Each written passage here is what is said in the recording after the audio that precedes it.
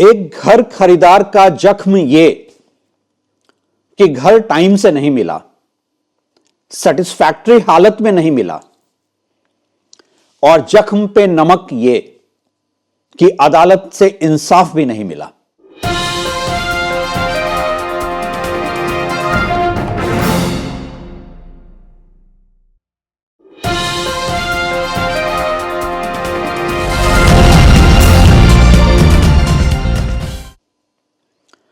नमस्कार, मैं हूं रवि सिन्हा और जितने भी घर खरीदारों से मैं रूबरू होता हूं, ज्यादातर लोगों का कहना है कि वो बिल्डर से कहीं ज्यादा इस बात से परेशान हैं कि बिल्डर के खिलाफ वो जाएं तो जाएं कहां। इस बात को समझने के लिए मैंने ग्लोबल मार्केट की तरफ भी देखा, कई कंट्री के रियल एस्टेट मार्केट की स्टडी की। फॉर एग्जाम्पल, मैंने दुबई के रेरा के डायरेक्टर से पूछा कि ट्रस्ट डेफिसिट जो है वो कैसे दुबई रियल एस्टेट में मैनेज करते हैं। ये जो वीसीएस साइकिल एक है ट्रस्ट डेफिसिट का, उन्होंने मुझे रोकते हुए कहा कि ये दुबई में ये वीसीएस साइकिल नहीं है, दुबई में ये वर्चुअस साइकिल है। और शायद इसीलिए 100 से ज्यादा कंट्री के नेशनल्स आज की तारीख में दुबई रियल एस्टेट में इन्वेस्ट कर रहे हैं। सच तो यह है कि दुबई प्रॉपर्टी मार्केट भी 2008 तक इंडियन प्रॉपर्टी मार्केट से कोई अलग नहीं था। आखिर ऐसा क्या हुआ, वो क्या चेंज आया कि आज दुबई प्रॉपर्टी मार्केट एक ग्लोबल डेस्टिनेशन है। 2008 के ग्लोबल फाइनेंशियल क्राइसिस को अगर हम देखें तो दुबई रियल एस्टेट में बहुत सारे डिस्प्यूट्स हुए थे और पूरे ग्लोबल इन्वेस्टर्स का जो एक ट्रस्ट है वो दुबई प्रॉपर्टी मार्केट से हट गया था। लेकिन दुबई गवर्नमेंट ने इस चीज को एक चैलेंज के तौर पे लिया और उसी चैलेंज ने उन्हें हेल्प किया कि वो अपनी वीकनेसेस को आइडेंटिफाई करें, देखें कि उनके रियल एस्टेट लॉज में, कानून में क्या क्या चेंज की जरूरत है। दुबई गवर्नमेंट ने बहुत सारे एमिकेबल सेटलमेंट्स के चैनल ओपन किए और उससे पूरी दुनिया के ग्लोबल जो इन्वेस्टर्स हैं उनको time bound settlement of dispute हुआ और उनका भरोसा दुबई रियल एस्टेट पे रिस्टोर हुआ। इंडियन रियलिटी क्या है? Thank you all for subscribing our channel and posting your comments. I appreciate. Trust me, I take time to read all the comments and I take your comments, feedback and queries with due professional seriousness. I would continue to make video on the topics and questions raised in the comments section as I aspire to make this platform dialogue driven.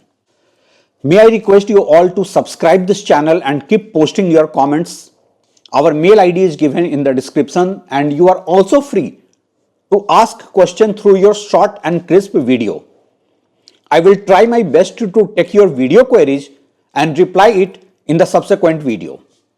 Let's make this channel unique and dialogue driven. Thank you. पहली बात यह है कि इस business में कोई entry barrier नहीं है।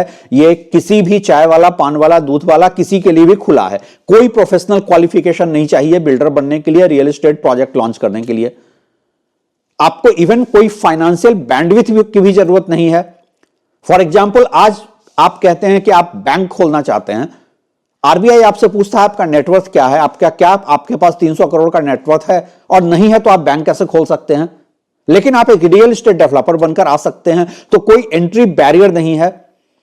दूसरा, ट्रस्ट डेफिसिट इसलिए भी है कि ये पूरा बिजनेस जो है वो सेल एंड बिल्ड मॉडल पे है। दुनिया का कोई भी प्रोडक्ट जो होता है वो पहले बिल्ड होता है, बनाया जाता है, फिर बेचा जाता है। ये एक ऐसा प्रोडक्ट है जो आपके लाइफ का कॉस्टलीस्ट परचेज है, लेकिन ये पहले बेच दिया जाता है फिर बनाया जाता है। चलिए, मान लिया बहुत कैपिटल इंटेंसिव बिजनेस है, ये सेल एंड बिल्ड मॉडल पे ही चलेगा, तो डिस्प्यूट होने पे सबसे बड़ी चीज है कि लेंथी और कॉस्टली लिटिगेशन। आम आदमी इसी से डरता है। आज की तारीख में ट्रस्ट डेफिसिट से कहीं ज्यादा जो factor Indian real estate market के ग्रोथ को रोक रहा है कि एग्रीव्ड होम बायर जानता है कि उसके लिए स्पीडी जुडिशियल रिलीफ नहीं है। कोर्ट में अगर वो बिल्डर के खिलाफ जाता है तो कोर्ट में जो एडजर्नमेंट्स होते हैं ये कोई एक्सेप्शन नहीं है, ये नॉर्म बन चुका है, इंडियन रियलिटी है। डेवलपर्स वो सारे ट्रिक्स यूज करते हैं इंश्योर करने के लिए कि जस्टिस को इतना डिले कर दिया जाए कि वो डिलेड जस्टिस डिनाइड जस्टिस बन जाए। सबसे पहले बिल्डर आपको आर्बिट्रेशन क्लॉज डाल देता है बिल्डर बायर एग्रीमेंट में। और देखिए आर्बिट्रेशन क्लॉज में अक्सर क्या होता है कि कोई डिस्प्यूट है तो पहले वो आर्बिट्रेटर के पास जाएगा। आर्बिट्रेटर कौन होगा? कंपनी अपॉइंटेड आर्बिट्रेटर होगा, मतलब बिल्डर का अपॉइंट किया हुआ लॉयर है जो आर्बिट्रेशन में बैठेगा और बताने की जरूरत नहीं है कि वो किसका साथ देगा। तो पहले बिल्डर आर्बिट्रेशन क्लॉज इन्वोक करता है बिल्डर बायर एग्रीमेंट में। उसके बाद आप रेरा में जाते हैं, उसके बाद आप रिएट है रियल एस्टेट एपेलेट ट्रिब्यूनल, उसमें जाते हैं, फिर हाई कोर्ट और सुप्रीम कोर्ट में जाते हैं। तो बिल्डर के पास सालों साल का एक बैंडविड्थ है कि वो इस बीच में होम बायर को हरास कर सकता हो। बात अगर कंज्यूमर कोर्ट की करें तो कंज्यूमर कोर्ट में भी हैरासमेंट का एक पूरा चैनल है। डिस्ट्रिक्ट कमीशन के बाद स्टेट कमीशन, स्टेट कमीशन के बाद नेशनल कंज्यूमर कमीशन। एक आम होम बायर क्या कर सकता है? क्योंकि बिल्डर को कोर्ट में फिर एब्सेंस ऑफ लीव बात बात पर मिल जाता है। और हम सब जानते हैं, अब एनसीडीआरसी की अगर बात करें, एनसीडीआरसी में एक कोर्ट के डेट के बाद अगला डेट 6 से 8 महीने के बाद मिलता है, और उसमें अगर बिल्डर ने लीव ऑफ एब्सेंस ले लिया तो आपके फिर 6-8 महीने गए। रियल एस्टेट प्रॉपर्टी मार्केट में एक नॉन स्टैंडर्डाइज्ड प्रोडक्ट है जो कि बनने के पहले बेचा जाता है, और इसीलिए ये लिटिगेशन में नंबर 1 कॉज जो है वो प्रॉपर्टी डिस्प्यूट है। मैं आपको कुछ रियल लाइफ केस स्टडीज से समझाने की कोशिश करता हूं कि एक होम बायर के पास कितने कंपल्सन्स होते हैं। सपोज किसी ने एक अपार्टमेंट खरीदा ग्रेटर नोएडा में, प्रोजेक्ट 4 साल डिले रहा, बायर रेरा में गया, रेरा ने डिले पेनाल्टी भी बायर के फेवर में दे दिया। उसके बाद से इतना लंबा वो मामला UP real estate appellate tribunal में फंसा रहा कि 4 साल की लंबी लड़ाई के बाद बायर ने सोचा कि चलो बेटर है बिल्डर के साथ बैठ के कॉम्प्रोमाइज कर लो और केस भी ड्रॉ कर दो ताकि उसे घर मिल जाए। दूसरा केस स्टडी, जब एक होम बायर ने अपने गुरुग्राम में अपार्टमेंट में ऑफर ऑफ पोजीशन मिलने पर जाकर देखा तो वो कहीं से भी उनके सेटिस्फैक्शन लेवल पर नहीं था, लेकिन बिल्डर ने उन्हें यह थ्रेटन किया कि आपको डॉटेड लाइन पे साइन करना पड़ेगा, जिसमें यह था कि सेटिस्फैक्शन स्टेटमेंट मस्ट है कि मैं इस प्रोजेक्ट में अपने घर से सेटिस्फाइड हूं। अब अगर बायर ने डिनाई किया तो बिल्डर उसको पर्सनल ईगो पे लेता है और पोजीशन देने से मना कर देता है। एक लीगल कॉन्टेस्ट में जाने का मतलब है सालों साल का इंतजार, और इस बीच में बिल्डर एक के बाद एक केस फाइल करके आपको हरास करेगा, वो अलग। एक तीसरा केस स्टडी, जब एक बायर बिल्डर के ऑफिस में रजिस्ट्रेशन फॉर्मेलिटी पूरी करने जाता है गाजियाबाद में, तो उस डॉक्यूमेंट्स में वो ऑब्जेक्शनेबल चीजें हैं, जैसे कि फॉर एग्जांपल वो डॉक्यूमेंट्स है कि वो सारे वो क्लॉजेज हैं जिसका रजिस्ट्रेशन से कोई मतलब नहीं है। उस डॉक्यूमेंट में ये है, एक प्री डेटेड कंसेंट लेटर है कि हमने बिल्डर को कंसेंट दिया है कि वो फ्यूचर में जैसे चाहे एफएआर और लेआउट में चेंज कर सकता हो। एक्चुअली बिल्डर ने चेंज बिना कंसेंट के कर रखा है और अब वो फोर्स कर रहा है कि आप ऐसे कंसेंट लेटर पर साइन करो। जब बायर ने रिफ्यूज कर दिया कि वो साइन नहीं करेगा, तो बिल्डर ने कहा कि ठीक है, हम आपका मामला हमारी लीगल टीम देखेगी और तब तक आपको घर नहीं मिलेगा, आपकी रजिस्ट्री नहीं होगी, मतलब कि मैं आपको अगले 5 साल 10 साल परेशान करूंगा। एक और केस स्टडी, और ये सारे केस स्टडीज मेरे पास होम बायर्स की तरफ से आते हैं। इस बायर के पास थोड़ा लीगल नॉलेज था, तो इस बायर ने एक बिल्डर के डॉटेड लाइन पर साइन तो कर दिया, लेकिन उसके बाद पोजीशन लेने के बाद उसने बिल्डर के वन साइडेड और अनफेयर कॉन्ट्रैक्ट को स्टेट कंज्यूमर कमीशन में चैलेंज कर दिया। उसके बाद जो हुआ वो किसी भी होम बायर को डरा सकता है।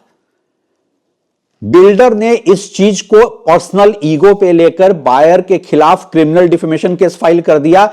ग्राउंड यह है कि बायर ने मेरे खिलाफ सोशल मीडिया पे डिफेमेटरी कमेंट पोस्ट किया है। मतलब कि आपकी चाहे जितनी भी गलतियां हो, हम आपके खिलाफ बोल नहीं सकते हैं। देखिए, ट्रस्ट डेफिसिट जो है वो एक रियल इशू है इस प्रॉपर्टी मार्केट में, और जब जितनी जल्दी स्टेक होल्डर इसको एक्सेप्ट कर लें, और जब मैं स्टेक होल्डर की बात कर रहा हूं तो मैं न सिर्फ बिल्डर की बात कर रहा हूं, मैं पॉलिसी मेकर्स की भी बात कर रहा हूं।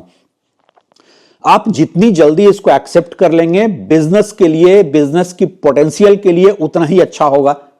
हम सब जानते हैं रियल एस्टेट बिजनेस की पोटेंशियल है कि वो जॉब क्रिएट करे, इकोनॉमी में सिग्निफिकेंटली कंट्रीब्यूट करे। आज जो रियल एस्टेट में लिक्विडिटी क्राइसिस है, जो पैसे की कमी है रियल एस्टेट डेवलपर्स के पास, उसका डायरेक्ट लिंक ट्रस्ट डेफिसिट से है और बायर्स के फियर फैक्टर से है।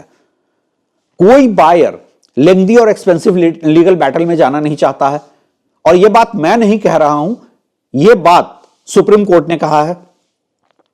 सुप्रीम कोर्ट ने यहां तक पूछा है कितने होम बायर्स के पास यह बैंडविड्थ होता है कि वो लेंथी और कॉस्टली लिटिगेशन में जा सके। ऐसा नहीं है कि यह मुद्दा एडवोकेसी लेवल पर, पॉलिसी लेवल पर कभी उठा नहीं है। 2008 में एनआरआई के एक ऑर्गेनाइजेशन ने गवर्नमेंट से को कहा था कि फास्ट ट्रैक कोर्ट बनाया जाए, जिससे कि उनके जो रियल एस्टेट डिस्प्यूट्स इंडिया में होते हैं उसको फास्ट ट्रैक कोर्ट के थ्रू फैसिलिटेट करके स्पीडी ट्रायल किया जाए। सच यही है कि फास्ट ट्रैक कोर्ट की कमी सबसे बड़ा डेटरेंट है, जिस वजह से एनआरआई का इन्वेस्टमेंट इंडियन प्रॉपर्टी मार्केट में नहीं आ रहा है।